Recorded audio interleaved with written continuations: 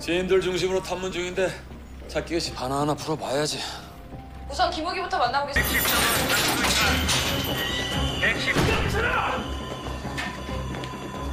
Halo guys, kembali lagi bersama saya Stephen di channel Bro View. Kali ini saya akan melanjutkan kembali alur cerita film dari Vagabond. Dan sekarang kita masuk ke episode yang terakhir, yaitu episode 14 sampai 16. Untuk itu sebelum masuk ke ceritanya, seperti biasa siapkan apa? Ya tentunya kopi dan Nutbray untuk menemani kalian dalam menonton alur cerita film ini. Selamat menyaksikan dan celepot.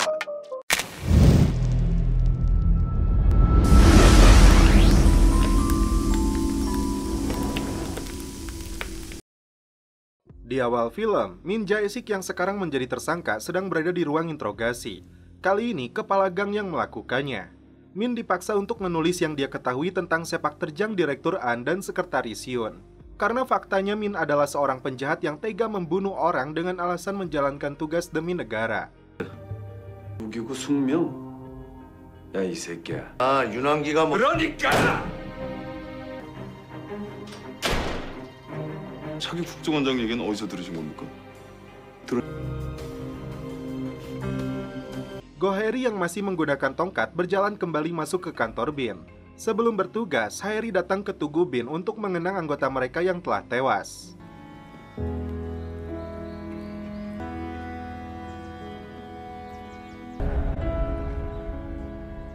여사.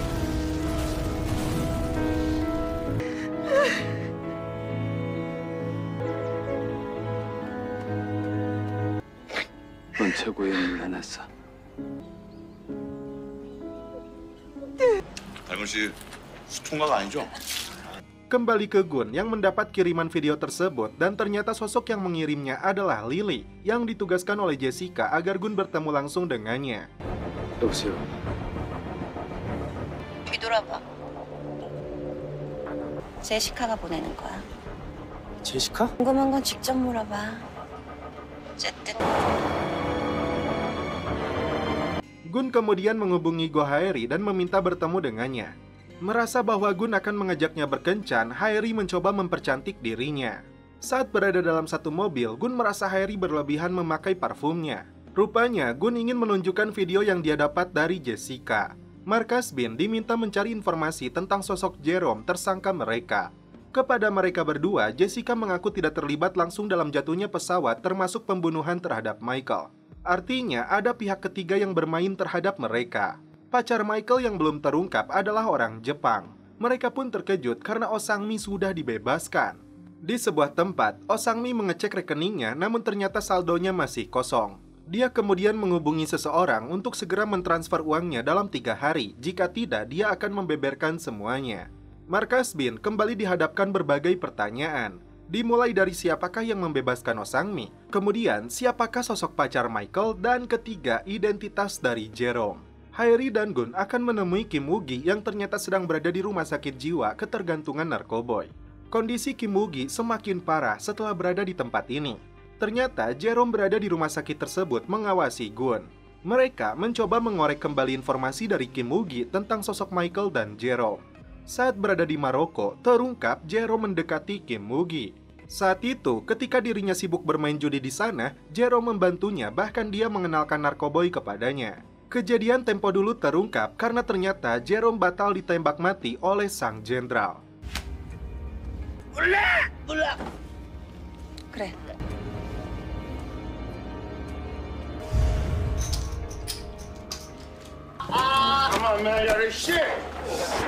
그 새끼가 비행기 테러한 직후에 너까지 죽이려.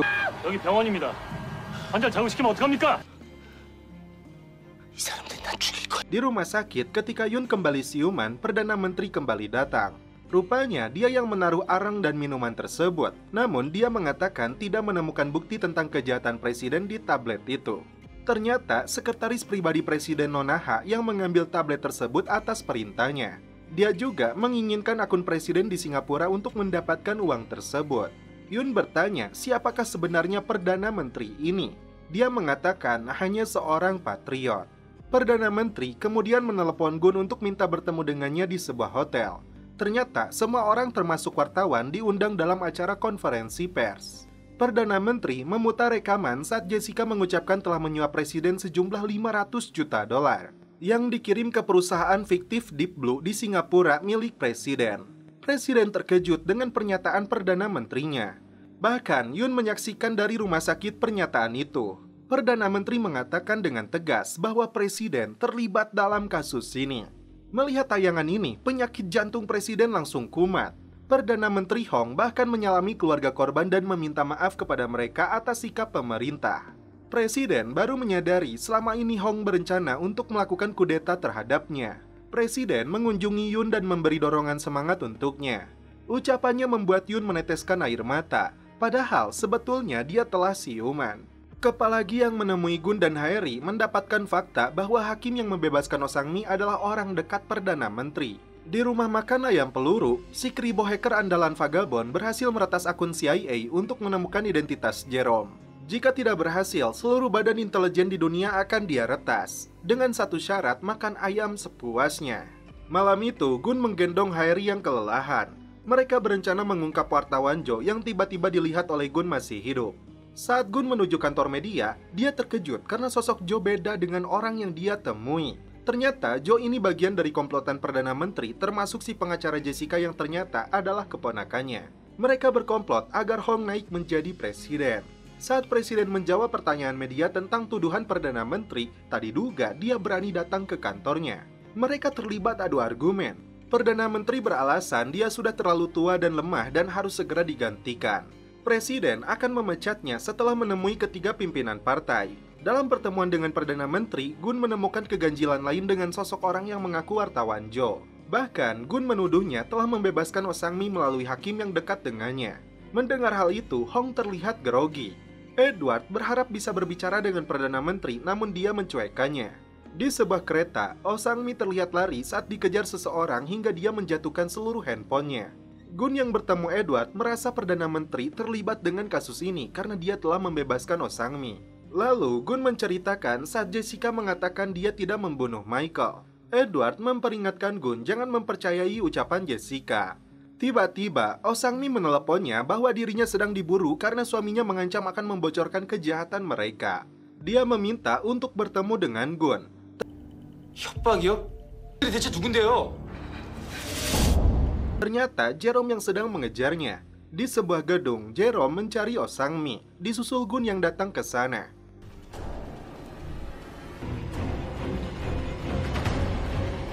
야, 여기 경찰서죠? 이상민 씨.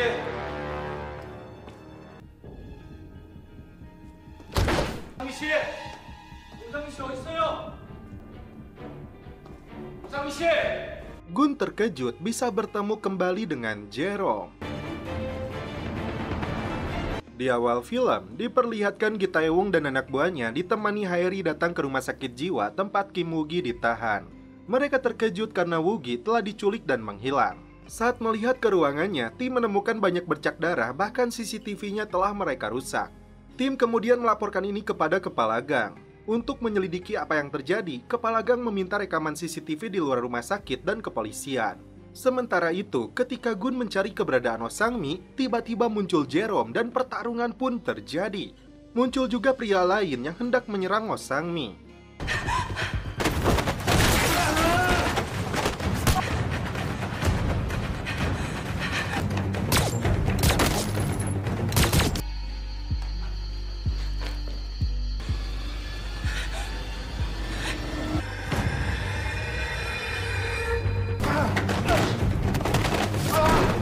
Tak lama kemudian, polisi berdatangan. Gun menemukan Oh Sang-mi telah sekarat bersimbah darah. Sebelum tewas, dia menyebutkan nama Samael dan sebuah simbol. 혹시 홍순조 말하는 거요? 오성민 씨.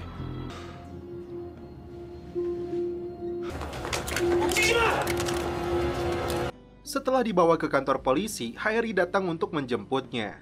Demi keselamatan Gun, Haeri akan membawa ke rumahnya.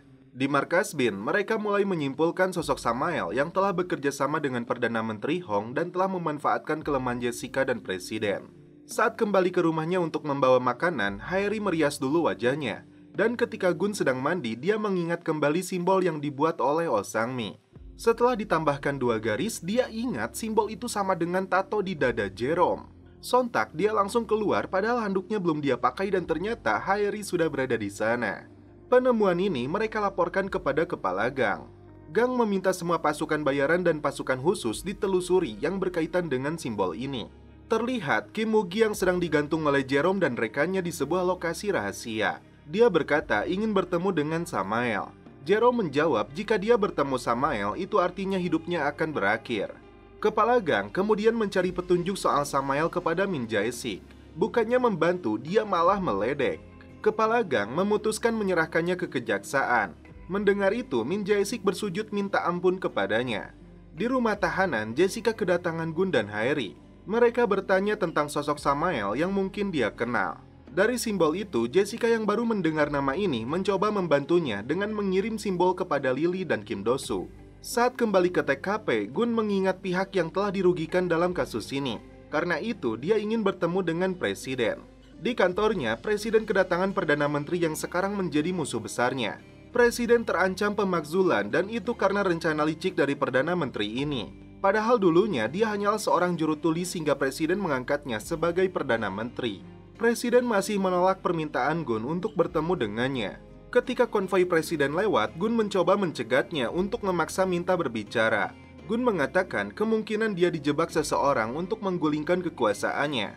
Bahkan Gun dengan tegas mengatakan ketamakan Presiden membuat dirinya mengambil keputusan yang salah dengan menutup kebenaran. Dan itu menjadi bumerang baginya.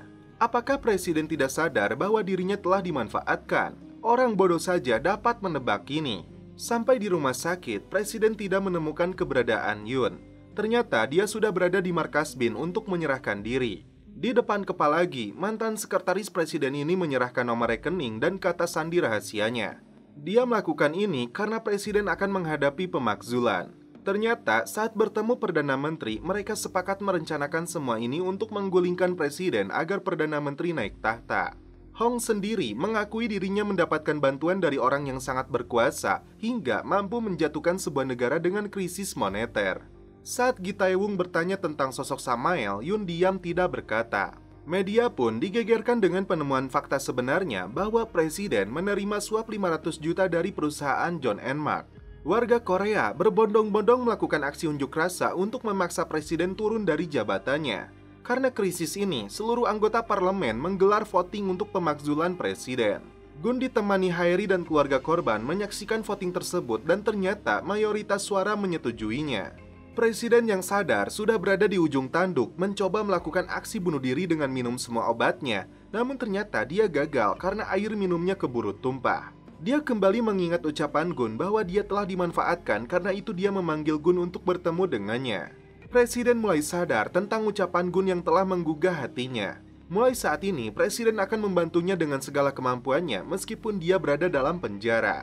Haeri dan rekannya datang ke rumah makan ayam Vagabond.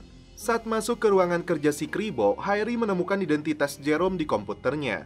Dan itu berkat kecerdasan si Kribo ini, penemuan tersebut diungkapkan Haeri kepada Gun.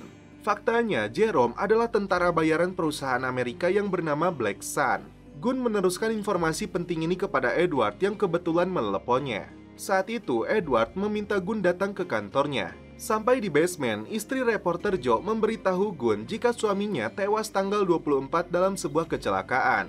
Data ini Gun ingat kembali dan ternyata 1 hari kejadian setelah dia melihat reporter palsu, kemudian tiba-tiba bertemu si Edward. Gun sekarang balik mencurigai Edward sebagai sosok Samael. Dan ternyata sosok yang dikenali oleh Kim Woo-gi sebagai pacar Michael adalah Mickey, asistennya Edward. Gun mengatakan Jerome adalah tentara bayaran dari kelompok Black Cell.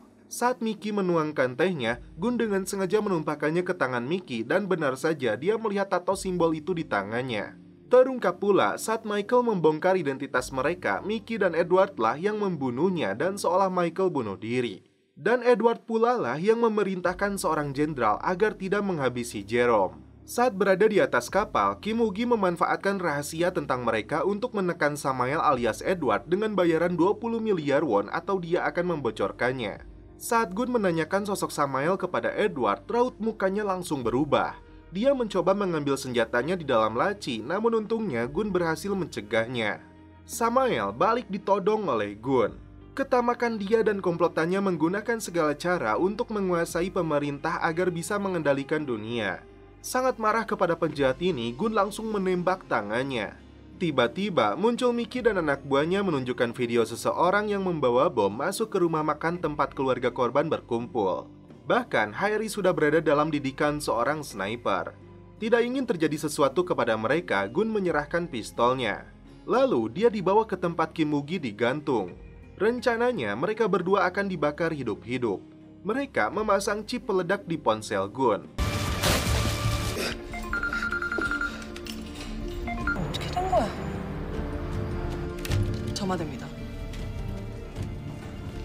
Api menyala dan gudang tersebut langsung terbakar hingga ledakan besar terjadi. Pertanyaannya, apakah Gun tewas di sini?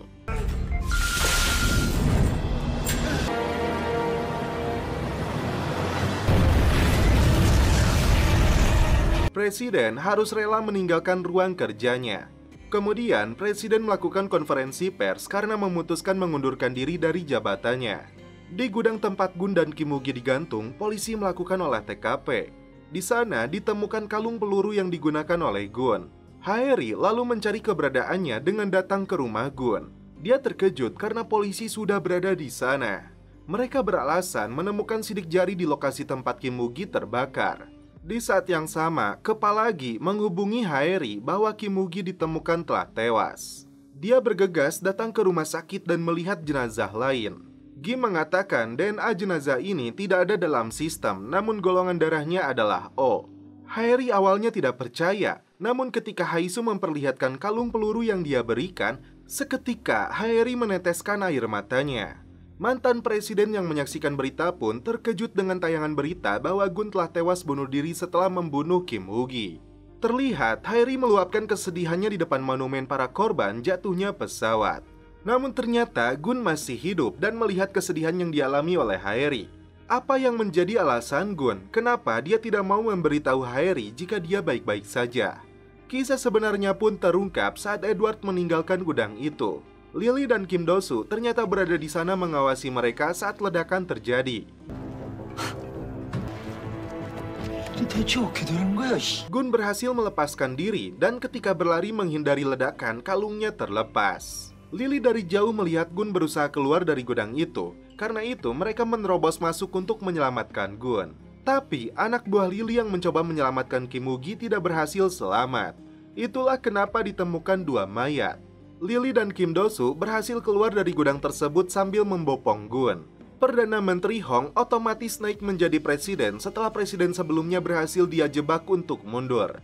Ternyata dia berkomplot dengan pengacaranya Jessica yang kita tahu sebagai keponakannya dan sekretaris H. Tak lama, Samael yang belum mereka kenali sosoknya mengirim pesan minta bertemu dengannya. Mereka terkejut karena Samael adalah Edward. Karena kekuasaannya begitu tinggi, sekelas presiden saja harus bungkuk kepadanya. Edward alias Samael langsung menyuruh Presiden Hong untuk mengembalikan kontrak pesawatnya kepada Dynamic System. Tak hanya itu saja, Edward memberikan dokumen orang-orang penting di pemerintahan yang akan ditunjuk menempati jabatan sesuai dengan perintahnya. Jika tidak mau menuruti perintahnya, maka Samael dan organisasinya dengan mudah dapat mengganti presidennya lagi. Tak bisa berkutik, Hong pun menerima perintahnya. Demi bisa maju menjadi presiden kembali, dia harus meningkatkan popularitasnya. Untuk itu, Samael menyuruhnya mendapatkan mega proyek kilang minyak Kiria agar dahaga ekonomi negeri ini teratasi. Haeri kembali ke markas Bin untuk mengadu kepada dua atasannya ini bagaimana mungkin Gun membunuh Kim Woo-gi.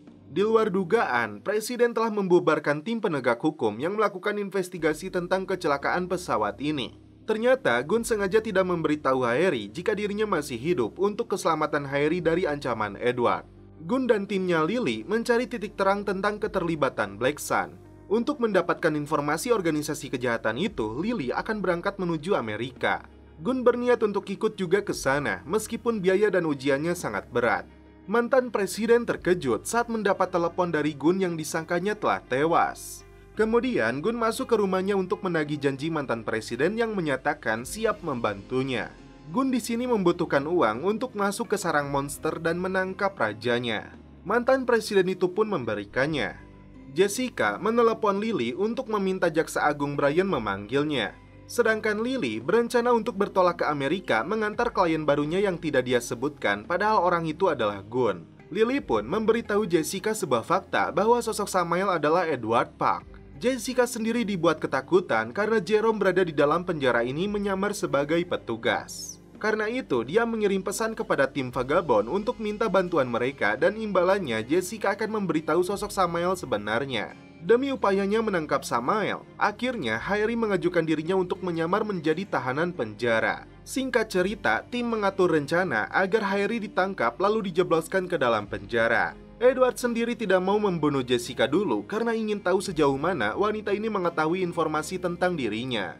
Setelah berada di dalam penjara, Jessica diam-diam memberitahu Harry jika Edward adalah Samael. Untuk mengelabui petugas, mereka berpura-pura bertengkar. Karena pertengkaran itu, mereka berdua dijebloskan ke ruangan isolasi. Tiba-tiba, Edward datang ke penjara untuk menemui Harry. Tidak mau merusak rencananya, Harry berpura-pura belum tahu jika pria di hadapannya ini adalah penjahat sesungguhnya. Tapi Harry berpura-pura jika Jessica lah yang telah membunuh Gunn. Saat berada di ruang perawatan, Harry sengaja menusuk perut Jessica dan itu disaksikan melalui CCTV oleh Edward. Jessica lalu menelepon Edward untuk minta bantuan kepadanya. Jessica memberikan alamat surel dan sandinya. Dia meminta Edward menjatuhkan perusahaan John and Mark lalu diambil alih olehnya. Jessica hanya ingin keluar dari penjara ini. Jessica beralasan ini dilakukan karena perusahaan telah membuangnya. Padahal Jessica melakukan rencana ini untuk menghancurkan Edward. Keluar dari penjara, Harry dijemput oleh Jessica. Dan mereka sekarang melakukan kerjasama untuk memburu Samael. Jessica mengajaknya ke Amerika untuk berlatih selama 6 bulan menjadi pelobi handal. Setelah itu, mereka akan ke Kiria, Afrika Utara, di mana Presiden Korsel dan Edward mengerjakan pengeboran minyak di sana. Tujuan mereka adalah merebut proyek tersebut dan menjatuhkan Presiden Korsel dari kursinya. Singkat cerita, Menteri Pertahanan Kiria menghubungi Edward.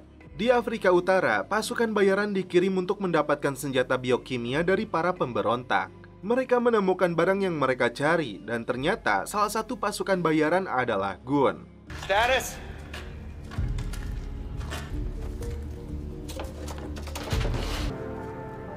Are you planning on? Until the babysitter comes to get the baby. Lily secara diam-diam menghubungi Gunn dan mengatakan orang yang akan menjemput senjata biokimia itu adalah Jerome. Saat itu juga, Gunn menghabisi pasukan bayaran ini. 내 말 듣고 있어? 그놈들 정체 밝히기도 전에 쪽박기 때부터 끝나는 거야. Saat tiba di sana, Jerome menemukan anak buahnya telah tewas. Dia membuka kotak tabung itu dan tiba-tiba Gunn menembaknya dari belakang.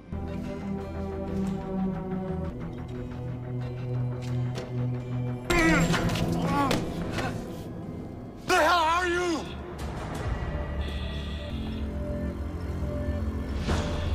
Tabung itu pun diledakkan hingga cairannya mengenai wajah Jerome. 아프지? 내 조카는 추락하는 비행기 안에서 훨씬 Gunn akan memberikan penawarnya apabila Jerome mengatakan organisasinya. Dia menjawab Axis, yaitu organisasi rahasia finansial global. Edward membutuhkan senjata kimia itu untuk menyerang Kiria. Dan akhirnya lokasi itu diledakkan. 훈이야. Presiden melihat responden bahwa wali kota Gona yang berpeluang memimpin Korea. Selanjutnya, dia harus mendapatkan proyek Kiria untuk mempertahankan perusahaannya bersama Edward. Ternyata, Yoon dan Min Jae-sik sudah menunggu Edward di hanggar ini. Tampak seorang wanita cantik sedang dandan. Di sisi lain, Gunn sedang mempersiapkan persenjataannya. Di sebuah padang pasir, sebuah limosin melaju menuju istana. Wanita yang berada di dalamnya dikenal sebagai pelobi handal. لكن ما هرتش كنا مسؤول عايشين حتى مدام ما تقولي والو جعفر الله يرحم لك الوالدين. Kembali ke scene awal. Di episode pertama, saat pasukan bayaran sedang mempersiapkan misinya, dia mengatakan kepada rekannya, ini adalah misi omong kosong Monkey. Limosin tadi sudah menuju arah mereka. Setelah itu dengan snipernya, si Monkey ini menembak ban limosin itu. Setelah mobil tersebut berhenti, keluarlah para pengawal dan seorang wanita.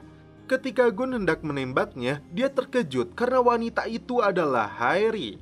Alhasil, Gunn menggagalkan tembakannya dan berbalik menembak rekannya sendiri.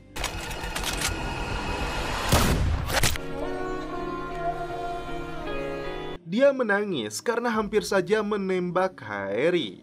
Dan setelah itu, film pun berakhir. Oke guys, terima kasih yang sudah menonton sampai episode terakhir ini. Salam perfilman duniawi, keep enjoy.